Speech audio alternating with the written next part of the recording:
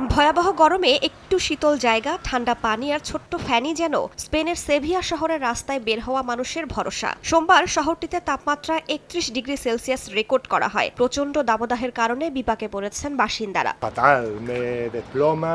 ভয়ঙ্কর অবস্থা, ঘুমাতে পারছি না, গরমে খাওয়া বন্ধ হয়ে যায়, মাথা কাজ করে না, আর হিট স্ট্রোকের উপসর্গ দেখা দেয়। Quien lo tenga, স্পেনের সেভিয়ায় চলছে জাতিসংঘের ফিন্যান্সিং ফর ডেভেলপমেন্ট বিষয়ক আন্তর্জাতিক সম্মেলন। সেখানে আসা প্রতিনিধিরাও তীব্র গরমে ভোগান্তিতে পড়েছেন। হুয়েলভা প্রদেশের এল গ্রানাদো শহরে জুন মাসে সর্বোচ্চ তাপমাত্রা রেকর্ড করা হয় 46 ডিগ্রি সেলসিয়াস। দেশটির আবহাওয়া সংস্থা জানায়, এবার জুনে দেশটির ইতিহাসের সবচেয়ে ভয়াবহ গরম পড়েছে, এমনকি মৃত্যুর ঘটনাও ঘটেছে। Aquí en el coche todo el día con el aire puesto. গাড়ির সব জানালা বন্ধ, এসি চালু 16 ডিগ্রিতে। ক্লায়েন্টদের স্বস্তি দিতে দিনের পুরোটা সময় এসি চালিয়ে যেতে হয়। Se vaya refrescando bien y los clientes vayan.